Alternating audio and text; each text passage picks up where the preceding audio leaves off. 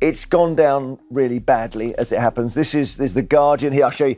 Tone-deaf lifestyle show is toe-curlingly unlovable. Brace yourselves, because the glittery comeback Meghan Markle promised has instead spiraled into an unmitigated disaster, not just for her, but for Netflix itself. With Love, Meghan was supposed to be her triumphant return, a warm, homemade batch of scones served with royal sparkle and California sunshine. Instead, it's become a global punchline, making headlines for all the wrong reasons. The reviews, a torrent of public scorn so brutal it practically scorched the internet. She's a very boring woman. She has no sense of humour. She can't react quickly to things. She talks in this kind of very slow, patronising way.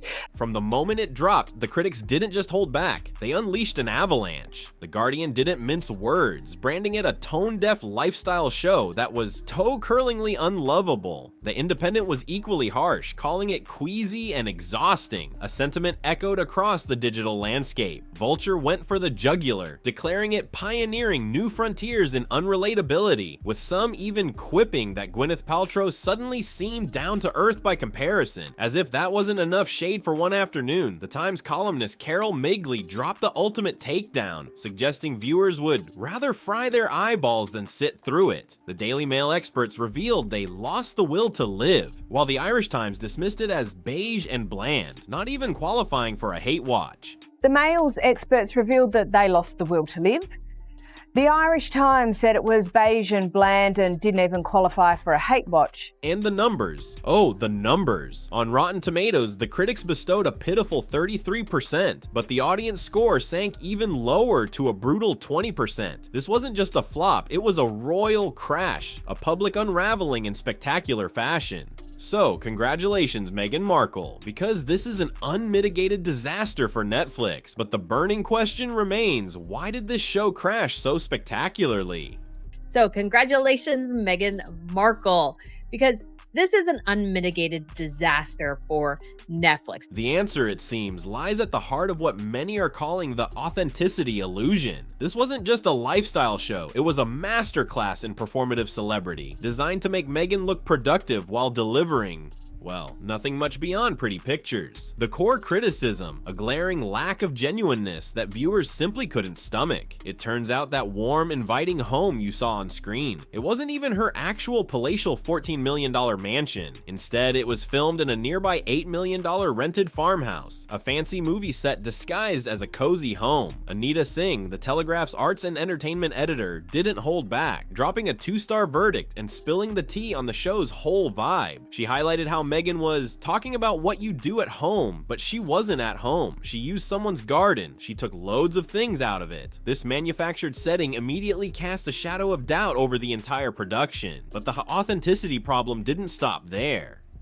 Fan. Why not? Oh, I don't know, all that sort of touchy-feely mindfulness and this worrying about what creams you put on your hands and what. Christina Pasitsky, better known as the sharp-tongued stand-up comedian Christina P., didn't mince words either. According to her, Meghan is no Martha Stewart. And hey, even Martha Stewart herself subtly threw shade, openly questioning whether Meghan's new show was even out yet during an interview with Hollywood Access. Christina's message was blunt: stick to acting, because when it comes to owning the lifestyle guru title, you have to be it, or risk looking like a total phony. One moment from the show had Christina rolling her eyes so hard you could hear it through the screen. Meghan attempts to bond with some honeybees, casually admitting she doesn't even like honey, but then suddenly appreciates it because harvesting is hard. Then she gets all crafty making beeswax candles, saying, "I've never done this before."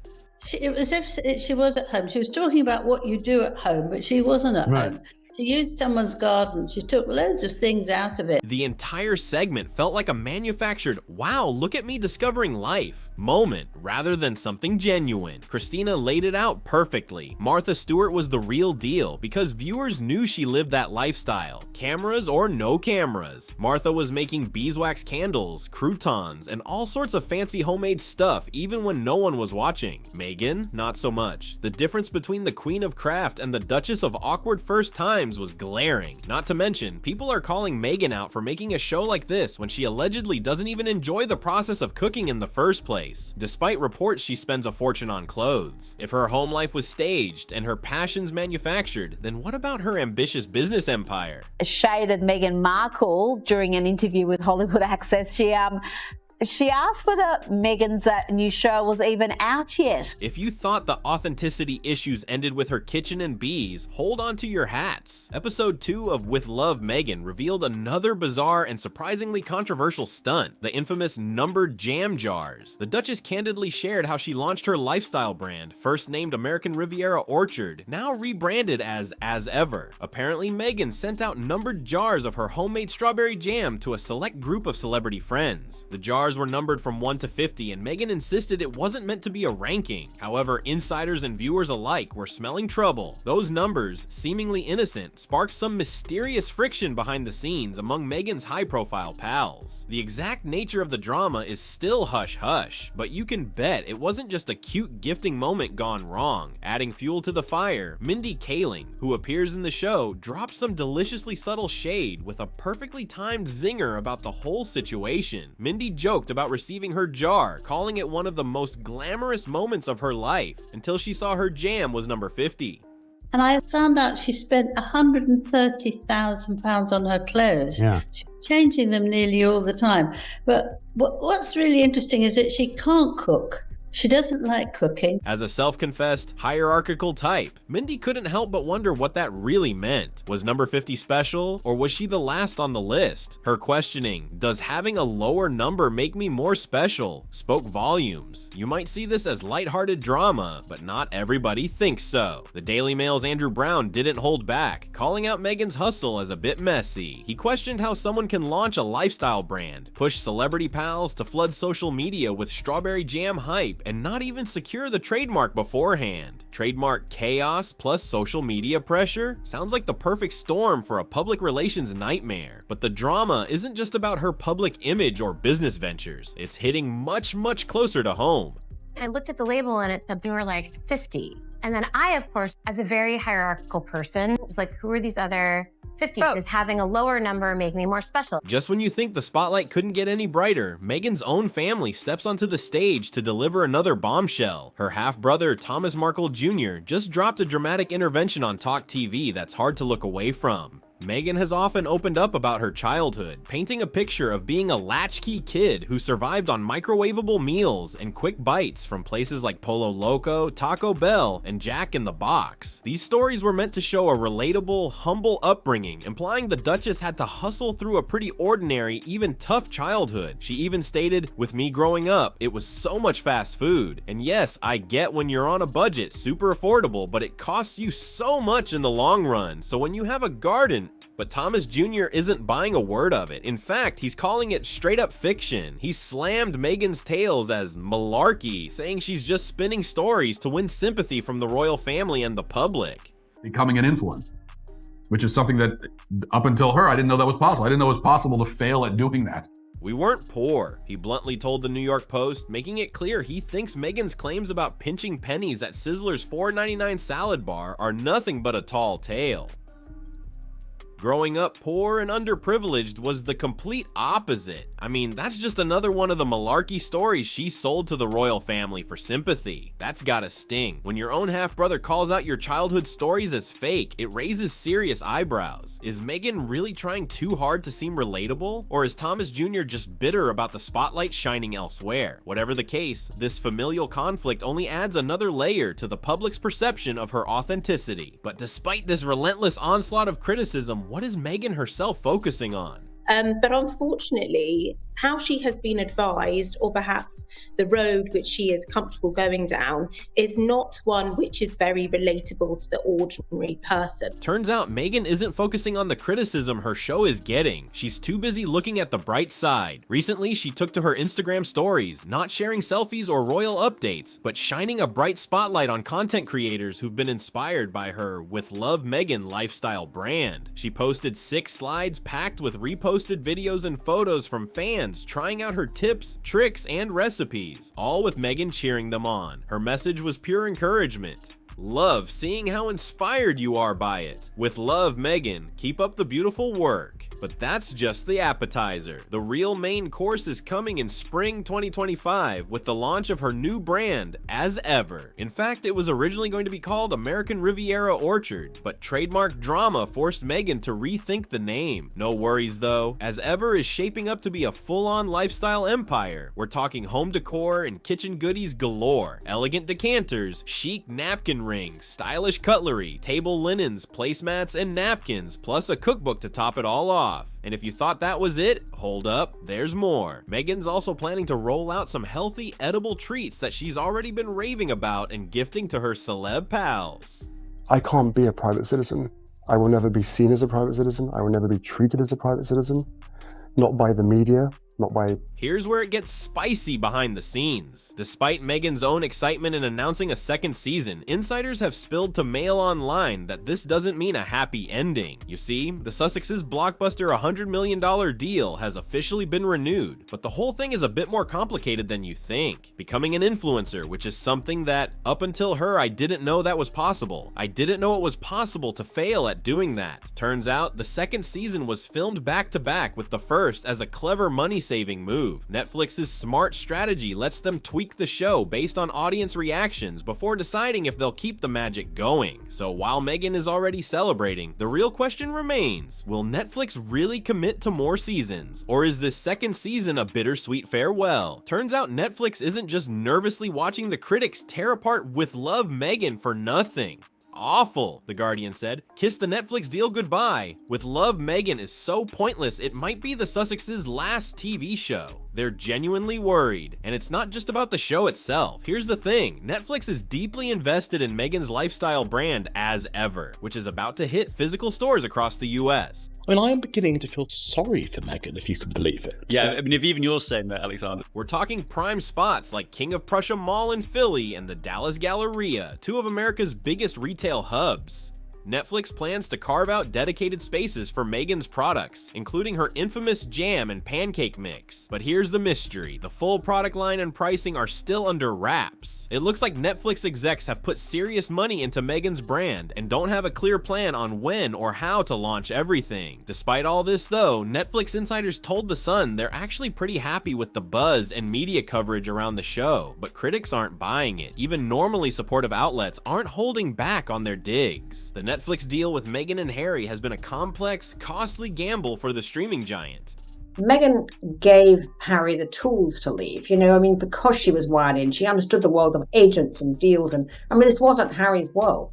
But suddenly he had in Meghan. But beneath the surface of Netflix glossy marketing and sealed lips about product details, the real story isn't about the jam or the pancake mix, it's about Meghan herself. Experts say there's way more going on here than just a TV show flop. Meghan is one of those people who makes you feel something. Whether it's love, hate, or straight up confusion, you can't really be neutral about her. To some, she's a fearless trailblazer shaking up the monarchy and the status quo. To others, she's a master manipulator, playing the public like a chess game. So when With Love Meghan dropped, the backlash wasn't just about the show, it was about Meghan herself. Rob Shooter, the host of Naughty But Nice with Rob Shooter and a former celeb publicist, nails it. This isn't about what she's doing, it's about her. The same image problem that's haunted Meghan and Harry since they quit the royal family in 2020 is alive and well. Fans and critics alike want Meghan to be authentic, real, and raw. But the moment she tries, the guards go up and it feels like she's holding back. As Rob Shooter points out, this is a major misstep. She doesn't help herself, he says bluntly. Shooting a show all about authentic you in a kitchen that's not even hers, that's a problem. He said it feels like watching a carefully staged set rather than a glimpse inside Meghan's real life. And for viewers craving that raw, genuine connection, it's a major turnoff.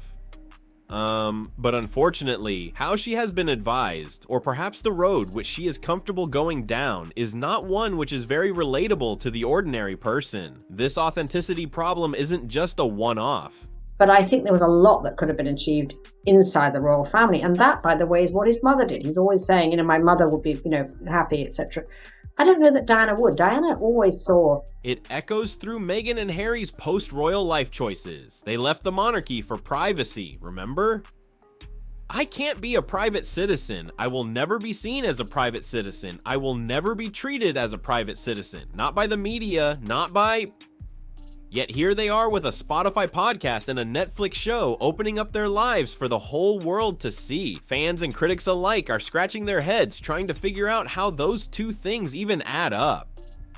On the other hand, some experts like media analyst Sarsis say the criticism is way over the top. I mean, I am beginning to feel sorry for Meghan, if you can believe it.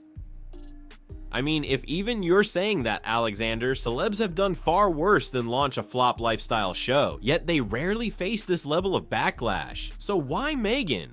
That's where Tina Brown, the royal biographer known for spilling the juiciest tea, steps in with a ruthless critique that cuts straight to the heart of the Sussexes' missteps. Tina slammed Meghan and Harry's timing for quitting their senior royal roles and fleeing to sunny California, saying they totally botched the grand exit by leaving too early. Meghan gave Harry the tools to leave. You know? I mean, because she was wired in, she understood the world of agents and deals. And I mean, this wasn't Harry's world, but suddenly he had in Meghan. According to her, they should have zipped their lips and chilled for a couple of years. Brown argues that all Meghan had to do was hush up and wait, quietly start a family, and keep her eyes on the royal real estate that would soon become available. But I think there was a lot that could have been achieved inside the royal family. And that, by the way, is what his mother did. He's always saying, you know, my mother would be, you know, happy, etc. I don't know that Diana would. Diana always saw. Once Prince William stepped up as Prince of Wales, the Sussexes could have expected a flood of global gigs and red carpet rollouts raining down on them. But while Tina Brown dissects Meghan and Harry's royal exit with surgical precision, it only highlights how every move they make is scrutinized under a microscopic lens. So, where does all this leave the Duchess? With Love, Meghan was hyped as her big TV moment, the one that could either launch her as a serious lifestyle star or send her packing. While a bit of snark from the UK press was expected, the fact that American reviewers are also piling on is a red flag flashing bright for Meghan's future in the TV world. She gave up a life of royalty and ripped her husband away from his family, all in the hopes of becoming basically a glorified Instagram influencer in the US, only to find out that nobody likes her, no one's interested. While With Love did crack the daily top 10 on Netflix, landing at number 6 in the UK, and even snagging spots in countries like Hungary and Kenya. In America, the all-important market, not so much. The show didn't seem to catch fire there, which could be a real problem for Meghan if she's dreaming big about her TV career on the global stage. The truth is, Meghan Markle exists in a paradoxical space. The constant scrutiny of her life, the relentless public appetite for every detail, and the never-ending debate over her authenticity. From the spectacular flop of her Netflix show and the damning reviews, to the revelations about her staged reality and the jarring controversy of the numbered jam jars, every venture seems to ignite a new wave of public debate. Add in the stinging accusations from her own family challenging her childhood narrative, and the picture becomes even more complex. Netflix has bet big on her, investing not just in the show, but in her physical lifestyle brand as ever. Yet the question remains, is With Love, Meghan merely a stumble on her path to global influence, or a fundamental indicator of a deeper, unresolvable conflict between Meghan's public aspirations and public perception? Can she ever truly escape the shadows of controversy and forge the relatable image she seems to crave? One thing is certain, the game isn't over, but the rules for royal life and celebrity in the digital age have clearly changed forever.